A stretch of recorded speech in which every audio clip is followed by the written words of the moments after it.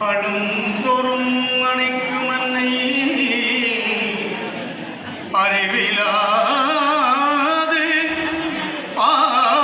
ஆடியோடி விழுந்தொறும் எடுக்கும் அப்பன் விளையாடும் போது தோழன் தொழுந்தொறும் காக்கும் தெய்வம் சொந்தமாய் எடுப்போர்க்கெல்லாம் குழந்தைப்படி உலாவும் குருநாதன் திருத்தாள்கள் வாழி வாழி.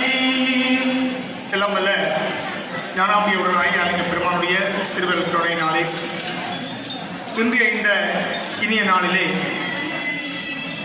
சைவமும் தமிழும் தலைத்தோங்கும் சீருணுவை திருப்பதியிலே இணுவை ஞானலிங்கா என்கின்ற திருவட்டு வெளியீடானது இங்கே சிறப்பாக இடம்பெற இருக்கின்றது.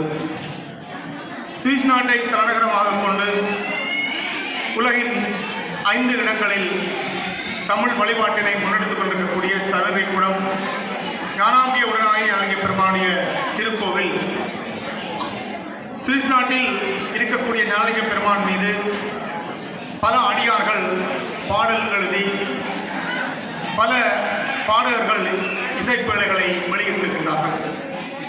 ஐரோப்பாவில் அதிகமான இசை வெளியீட்டினை கொண்ட கோவிலாக சுவிஸ் பேர்ன் ஞானலிங்க பெருமானுடைய திருக்கோவில் திகழ்கிறது. அதன் அடுத்த அங்கமாக எப்படி அண்ணாமலையார் மீது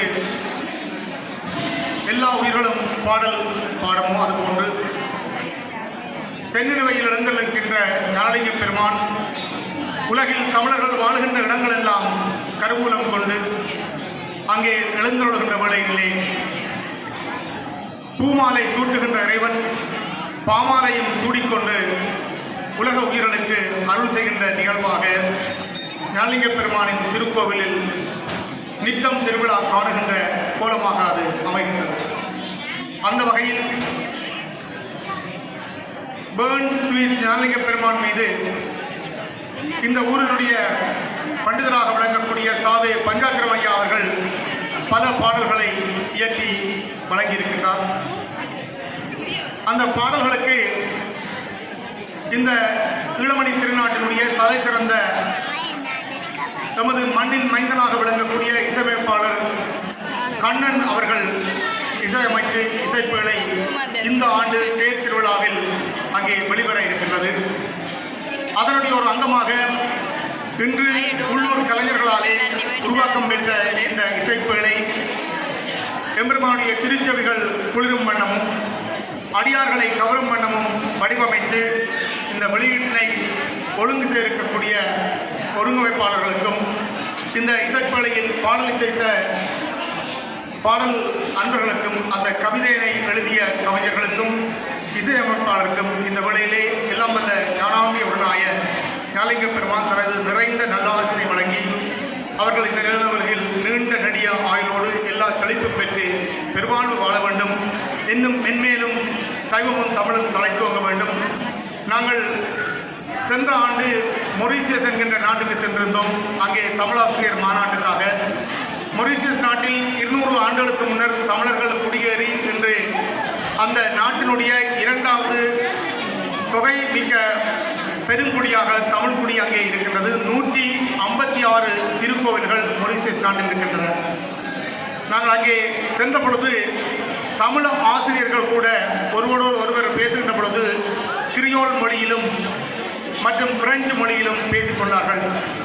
நாங்கள் மொரீசியஸ் நாட்டில் தோட்டத்துக்கு சென்று அங்கே மாம்பழம் வாங்க ஒரு பாட்டியிடம் சென்றால் பாட்டி கிரியோல் மொழியிலும் பிரெஞ்சு மொழியிலும் மட்டுமே பேசக்கூடியவராக இருந்தார். தமிழினம் இன்று உலக அரங்கின் பல நாடுகளில் புலம்பெயர்ந்து வாழ்ந்து கொண்டிருக்கின்றது. இந்த புலம்பெயர்வு வாழ்வு என்பது வெளியே மட்டுமன்றி இந்த சொந்த மண்ணிலும் பிற இன மொழி கலப்புகள் வருகின்ற பொழுது தமிழினம் தனது அடையாளங்களை மெதுமெதுவாக இழக்கக்கூடிய ஒரு சூழல் ஏற்படுகின்றது. அந்த மொரீசியஸ் மக்கள் அவர்கள் சார்பாக மேடையில் உரையாற்றிய முனைவர் தனலட்சுமி அவர்கள் கூறுகின்ற பொழுது அந்த மொரீசியஸ் மண்ணில் 200 ஆண்டுகள் நாங்கள் வாழ்ந்தாலும் நமது மண்ணில் இருந்து இன்று வரை ஒரு வெளியூடு கூட நம்மால் கொண்டு வர முடியவில்லை. நாங்கள் மொழி ஆளுமை அற்ற இனமாக மாறிவிட்டோம். ஒரு நூலையோ அல்லது இசைப்படையோ வெளியிடக்கூடிய வலுவற்றவர்களாக நாங்கள் மாறிவிட்டோம் என்கின்ற மனவருத்தத்துக்குரிய விடயத்தினை எங்களோடு பகிர்ந்து கொண்டார். எனவே தமிழர்கள் புலம்பெயர்ந்த நாட்டில் மட்டுமல்ல, இந்த புலத்திலும் தன் இன மொழி அடையாளம் அழியாமல் இருக்க வேண்டுமாக இருந்தால் இது போன்ற இசைப்பேழைகளும் நூல்களும் ஏனைய ஆக்கங்களும் தொடர்ந்து வெளிவந்த வண்ணமே இருக்க வேண்டும். அதற்கு சலநெருக்குளம் என்றென்று அவர்களோடு தோல் கொடுத்து நிற்கும் என்று கூறி நிறைக்கின்றேன். சிறப்பான ஒரு ஆசிரியரை வழங்கிய அர்ச்சகர் சசிஐயா அவர்களுக்கு எங்களுடைய நன்றிகளை தெரிவித்துக் கொண்டு தொடர்ந்து எம்பெருமானுடைய இசைப்பேழையானது இப்பொழுது இந்த ஆலய அரங்கிலே ஒலிக்க விடப்படுகின்றது.